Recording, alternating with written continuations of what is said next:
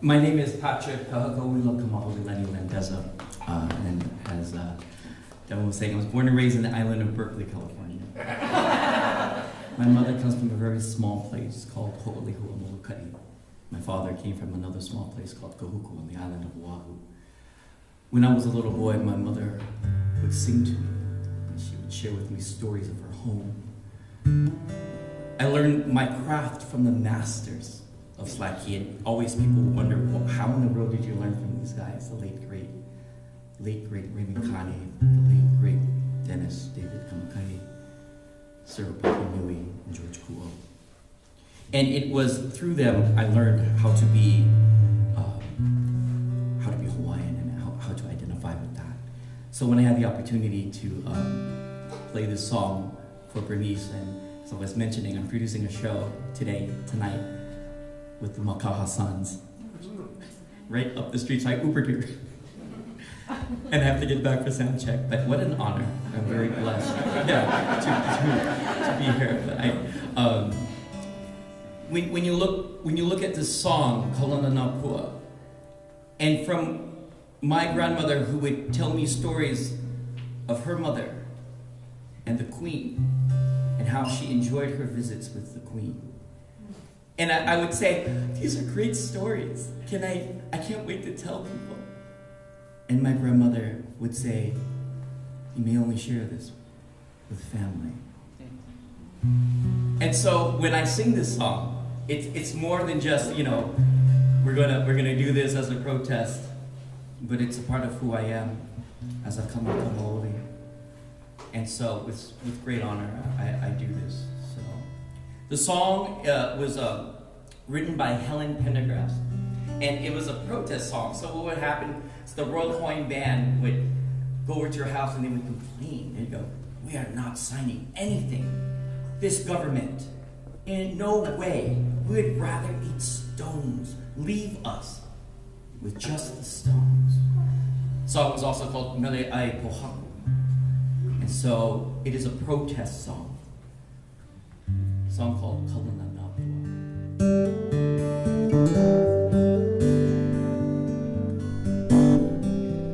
Kaulana Na Pua o Hawai'i,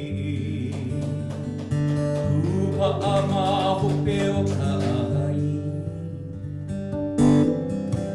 Hiki mai ka lele o ka loko i mo, Anu me ka paka.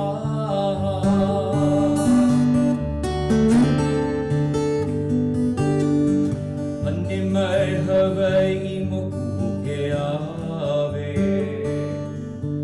moku ana honoa o Pi'ilani,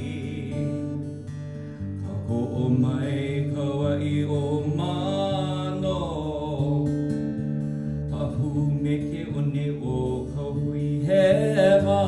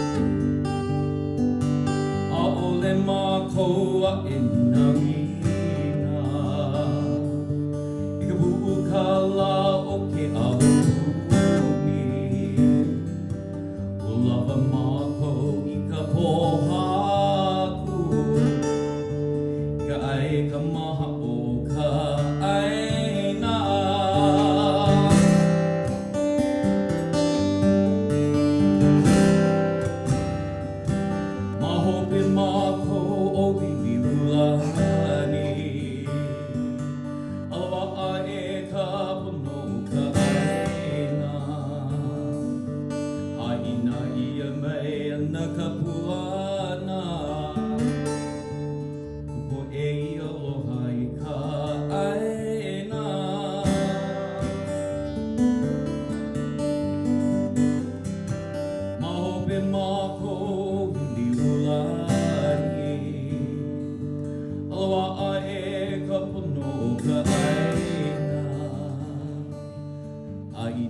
ia mai ana ka puana ka po e aloha o ka aina o ka aina ka aina.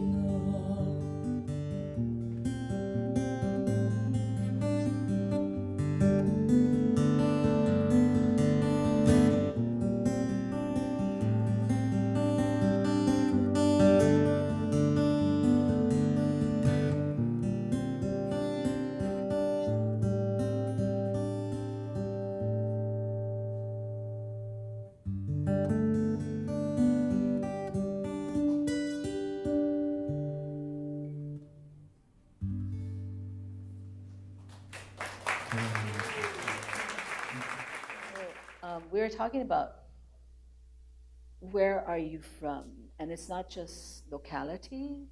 So it was, so where are my ancestors from, and how am I connected to them? And so I think, so one of the reasons I believe that I do what I do is because of my grandmother. And my grandmother, Kaha Halila'au, was a healer. So she was a kahuna. And so I think in a sense that that's sort of what I'm trying to do with my artwork, is I'm trying to heal and stand up for Hawaiian people. And that's the other thing that I realize, is that if I don't do it, then who is? So it's not about, so it's about who I am, and that, and it's about kuleana, responsibility. So there's a word, kuleana, that it is your responsibility, and there's no way around it. I mean, you could try to get around it, but the harder you try, the harder it's going to hit you on the head. So that's where I'm from. It's about responsibility, kuleana, and family. In terms of the question, that is a very generous one. It's about understanding that the individual is never alone. Mm-hmm. And this way, as you beautifully said, it's a big responsibility, naming who you are and who you're with. And last year, we had the honor with a friend, Gabriel Curi, he was also kind of my brother. I'm with him. To curate, we are not curator, we are artists, but to organize an exhibition, an art exhibition in a gallery, the gallery that represents us in Los Angeles Region Projects. They asked us to curate a show linked to the Pacific Standard Time project by the Getty, organized by the Getty, with many institutions and galleries in that area. And it was, I think it was a very, very nice thing of them, like asking us to do so because of the political movement of this kind of reaction in this big area called North America. And because of the importance of Latino people in the US, but we went beyond, and we didn't, because we don't think of us as Latino. We are not Latino. I'm from Mexico. I'm not Latino. And my friend Gabriel, he lives in Belgium, and he's a Northern Europe artist, I think. Even when he was born in Mexico City. And I'm saying this in a good way. And we organized this show with friends. We didn't curate, we didn't select works or artists. We just invited friends from all the Pacific Rim. Unfortunately, we don't know artists from Hawaii, but we invited people from South Korea, from New Zealand, from Canada, from Peru, from the US, from Japan, from China, and so on. And then it was a great experience of understanding who we are. I mean, who I am for this, with the responsibility.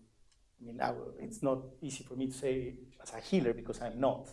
I'm more like the one who bears disease.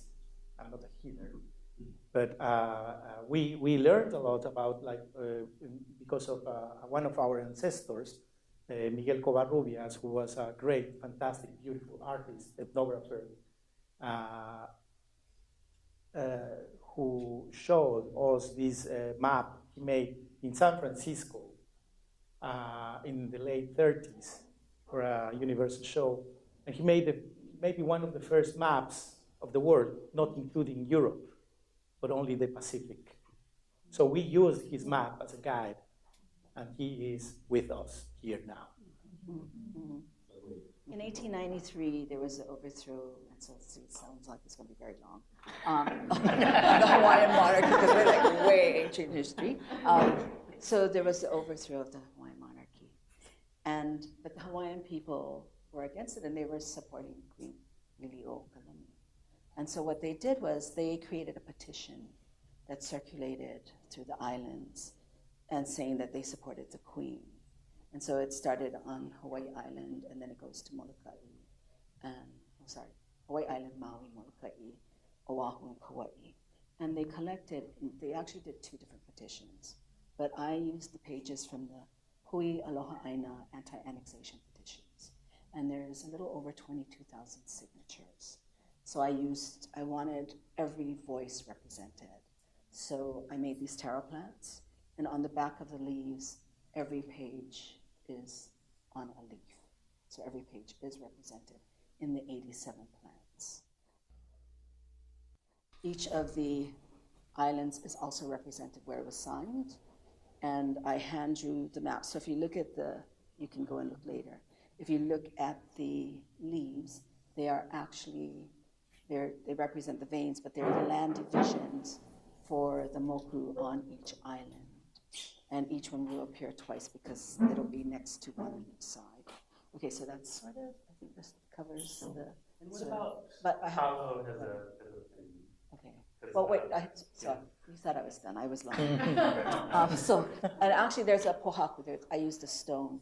So I thought it was great that Patrick sang Kaulana Na Pua, Precious Are the Flowers, because it's about the Royal Hawaiian Band walking out and saying we would rather eat stones. And that was why I used the stones for the piece. And he wants me to tell you why I chose the kalo plant. And so, anyway, I'll tell you. So, Papa, Earth Mother, and Wakea, you'll see I talk with my hands, and Wakea, Sky Father come together, and they have a daughter, and her name is Ho'ohokukalani.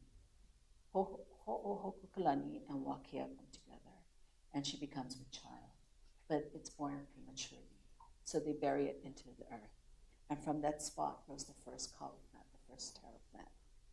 Haloa Nafa Lau Kapali. So he grows.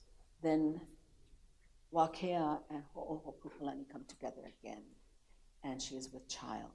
And this time, the first Kanaka, the first Hawaiian, is born.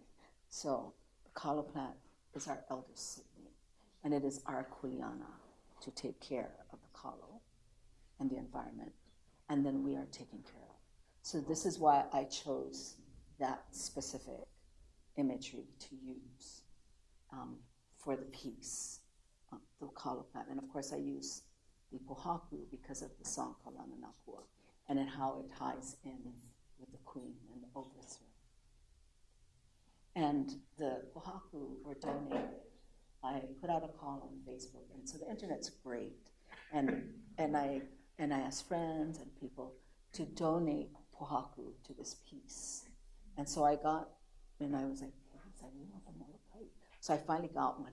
But so I have pohaku represented from each of the islands where the petitions were signed.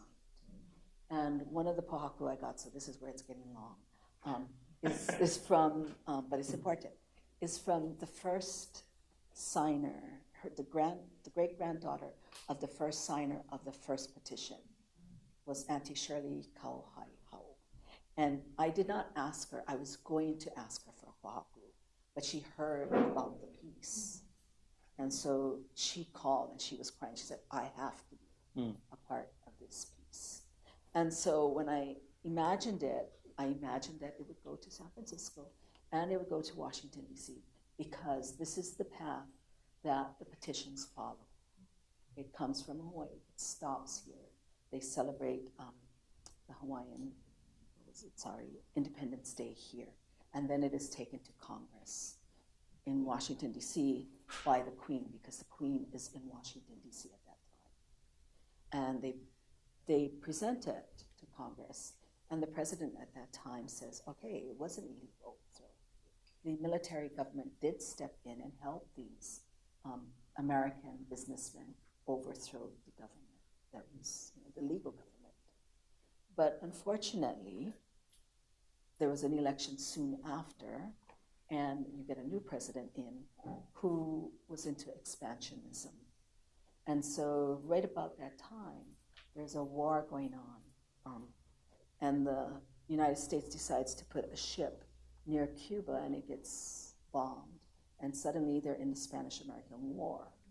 This is important because now they want to go to the Philippines, but Hawaii is in the middle. So we become very strategically located. And the president says, well, you know, why give it back when we already have it? And this is an important location because it's halfway between the continent and the Philippines. And you'll see it's very important again later during World War II when we get bombed. And it's still very important now because of what's going on. But, so that is why I chose it. The piece is going to come back for the Honolulu Biennial in all of its glory, in all 87 pohaku are going to come back. And they are going to be placed in Liliʻuokalani, the site where the overthrow fucking happened. Use that. So it's important. And so we are going to shove that thing right there. So it's going to be beautiful. Thank you. Oh, thank you for that. Yeah, it is important. The other thing that I didn't mention about this piece is when it's all done, the piece is not for sale. All of the pieces will be donated to first Hawaiian organizations, Hawaiian educational organizations, so immersion schools and those kind of places. And then, of course, I did a lot of research in the library, so I've already asked, like, Hilo Library. So people are waiting for these pieces to come home. Yeah, so it's... And so this installation here, Kalo, is alongside Imperial Hotel, and maybe you could talk a little bit about that work. Mm-hmm. Well, this is a work I made some years ago, maybe 10 years ago or more. And it was a set of different sculptures I made with found objects, as I do normally, using specific meanings about like natural activity that transforms a human landscape or the understanding of our landscape by human. And so it's all about tsunami and the San Andreas Fault and earthquakes and so on. And this kind of celebrates a paradox of modern architecture. So it's this famous building of Frank Lloyd Wright in Tokyo, built in maybe in the early 20s, and it was one of the structures that was not damaged by the big earthquake that happened in 23, I think, I remember. I don't remember very well because it's a long time ago I made this work. But I mean, I made this work when I was traveling in Brazil. And also the other work, the penance work that is there, it's called Tres Cadencias, cadences, yeah. And it's these two works are made with material I found in Brazil. And the work you mentioned, Wright Imperial Hotel, is made with the telephone directory, you know, the yellow pages probably. And it's something that by then it was kind of entering forgotten, like something that you don't need anymore to find someone to call. But because it was the emergency of all the cellular technology, and so it became more kind of an obsolete thing. And I still find it very beautiful, like a little brick of information that includes everything from a specific place. In this case, is Sao Paulo city. And there, of course, I found also the other material I used in the sculpture, that is arrows and bow, handmade by people in the forest in Brazil. That is something, of course, not of course, but it's a technology, again, that is used since maybe human is human for getting food or for understanding his or our own difference with nature in terms of hunting, killing, for surviving. And then I mix them together, and I use the arrows by marking specific pages in the book. That for you should be meaningless, but maybe for me as well. But at the moment they were not. And then it's maybe just a random decision, the way the arrows mark pages in the book. And so it's again like an irony or a paradox and mankind and nature, and how still we should respect nature and the way we self-destruct ourselves. You know, I don't know how to say this, but yeah, that's it. Well, this work that I made in Mexico with this Brazilian material that are pennants, like little triangle flags that are from clubs or fraternities, student organizations in Rio and so on. And I found them like all together in a pack, and maybe the group came from a collector of this kind of thing, like the people who collect matchboxes or I don't know. And I found this very interesting, like an accumulation of time, like many different celebrating moments together, like a pack of energy and happiness and joy or sadness, I don't know. And then I arranged them in lines, making an A. So it's probably the A letter that is the capital for my name, but it's also the A you find everywhere for anarchism. And it's hung like very low, so it forces people to move their bodies, like to bend their bodies like this, to go through. So when you inhabit the sculpture, you activate it in a humble way. And it's a kind of not an architectural element, but it deals with architecture this way, in an anarchistic protest way. And it's also something I took from something Johnny Rotten said once about like singing this way, like having the microphone like this, so like the hunchback. And then it was himself revering the people, the audience, and in a hierarchy destructive system, unconscious or silent, or like something that he didn't need to say every time, but he thought it for himself. And I love that, and I took it for this work. So it's a combination of elements besides the title, that it comes from the title of a symphony by a Mexican composer. His name is Julián Carrillo. He was a beautiful pioneer of microtonal music in early 20th century. He became interested in this possibility of finding different subtones in each note. And he found this empirically by playing violin. He thought, because he was an Indian from Mexico, and he, maybe like me, he said he thought his fingers were too thick for pushing the strings in the violin. And then he started playing with a knife. And then with this razor blade, he found just by ear, empirically, 16 subtones in each note. And then he developed a theory in mathematics and physics, and it became true. Now, if you go with any software, you will find easily millions of subtones. So he was right more than 100 years ago. And so I've been inspired by him for a long time, and researching and trying to promote his work now. And this is the title of this work, as some other from that time, are taken from some of his symphonies. Yeah. So this piece outside that is about the houselessness issues in Hawaii.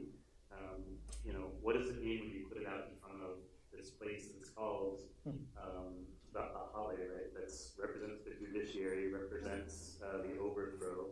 What does it mean there, as opposed to putting it on the grass at the Honolulu Museum of Art, something like that, or putting it in a botanical garden? Same thing with Abraham Cruzvillegas.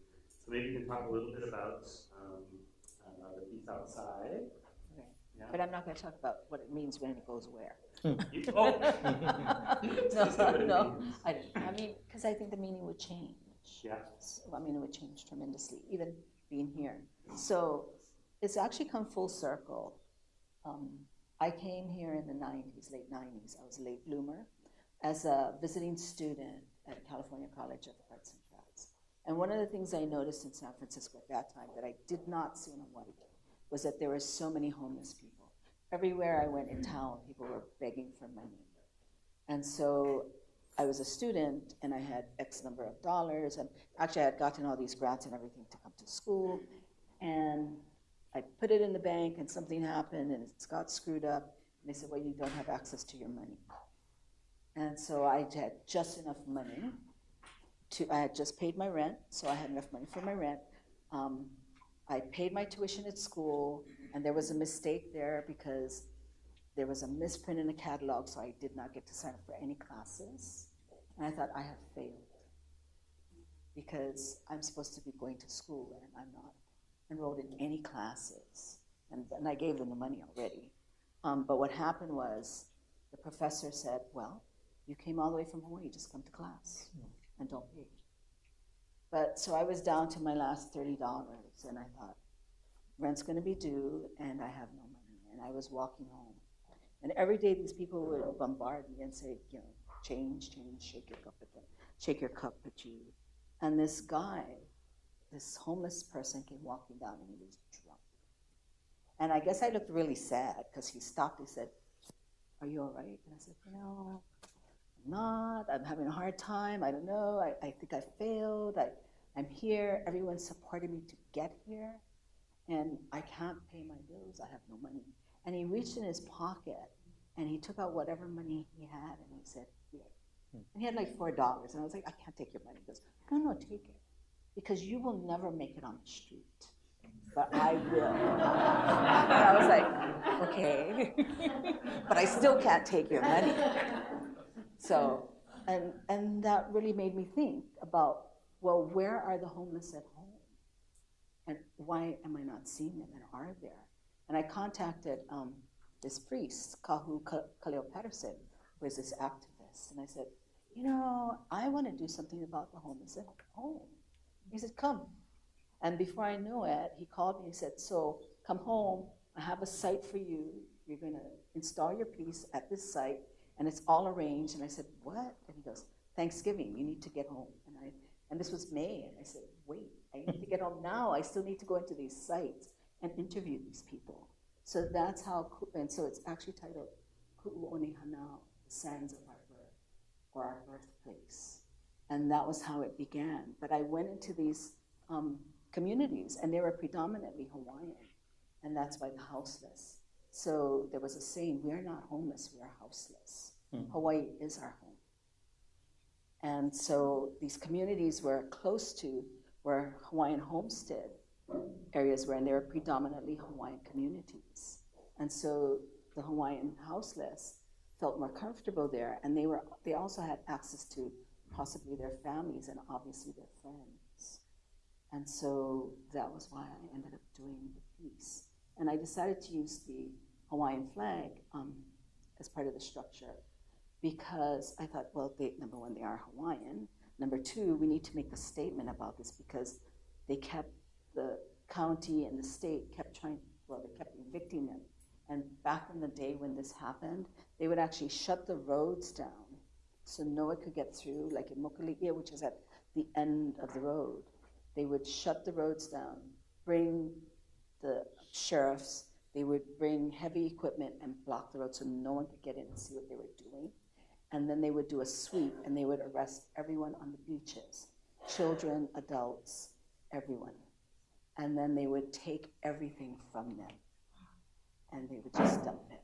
And they would have to bail themselves out because they were breaking the law, because they were camping illegally in their home. And so I felt that I have a voice as an artist. People will listen to me, or they might. or they would just avoid, they'll just ignore me. But I felt like, well, at least I have a voice that they may listen to.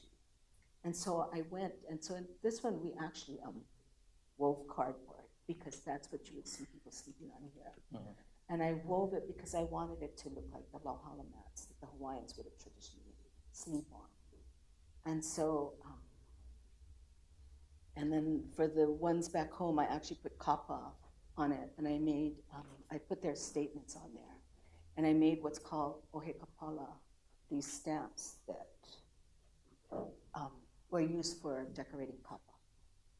But there was one group in Makua, and they had to be evicted because they were right in front of Makua Valley, which still is a firing range, a live fire training site. So if the military would miss, they might hit someone. So the community had to be moved.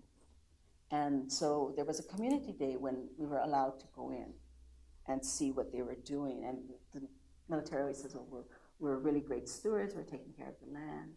But we went in and it's on a valley. And so it must have rained really hard. So you could see rivers. It looked like a river or rivulets of bullet shells, the casings that the military had fired. So you're not supposed to touch and pick up, but that was calling to me. What could I do?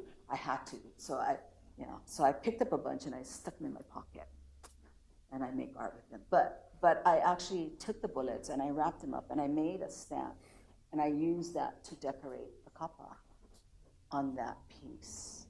So that's basically what the piece started as. And sorry, I get emotional sometimes. Thank you. Bernice. I was born in 1968, 50 years ago, in a neighborhood in Mexico City that it wasn't a neighborhood properly, as you can see. It was just rocks. It's a volcanic rock area in south of what's now Mexico City. And people took the land illegally, including my family. They started constructing their houses with whatever they could find there inside, mostly volcanic rock. And it was a massive group of people, not only from one place in the countryside, but from many states and areas of the country. My father's family came from Michoacán in the west of Mexico, but there were people from Guerrero, from Puebla, from everywhere. And then they started constructing their houses, but also they started constructing what you can call properly a community for helping each other and building links and making a strong bond that became a political one against authoritarianism and lack of everything. Because, of course, they were taking the land illegally, but they were also showing the unfair distribution of wealth that is still on in my country, as people still are being expelled from their houses and villages because of violence and corruption and drug cartels now. By then it was not like that, but anyways, it's still part of a historical problem in Mexico that is related to corruption and authoritarianism. And so this is the landscape of when I was a child. And all women, all men became construction workers, voluntarily or not, learning how to make a house without technique and building a house without architectural ideas or design or planning or thinking on budget or money or nothing. There were plenty of needs, and the main material they had was scarcity. So they made their houses with this material. And all women became activists in terms of fighting for not only for the property of the land, but also for services like water, sewage, schools, market, and so on. And they became very skilled in improvising. And this is the way we call autoconstrucción in Mexico. It's not a technique. but it's a way of living. It's this solidarity process in which conviviality, in which working is also partying, enjoying each other, being happy with other. And so that's the way I grew up. And this is a thing that is not peculiar or specific of Mexico or my neighborhood, but it's very specific of human, again. So we can call this autoconstruction different ways in the world, like favela, shantytown, slum, whatever. I mean, it's all about like this fraternity of a problem, you know, that becomes a solution. And so I've been calling my work in some years now autoconstruction, but I'm not representing houses in general, but I'm trying more to reproduce the very dynamic of making things with nothing. And but I've also been kind of making research on different ways of producing solutions for living and for sharing. And so there are many ways, and of course there's sometimes an aesthetic will. I call it more like aesthetic promiscuity, which works very well. And so for Honolulu Biennial, I will construct, I made a little test in Miami last year using a telephone poles. These ones are soaked in tar so they can resist stronger in the outdoors. This is the first sketch I made.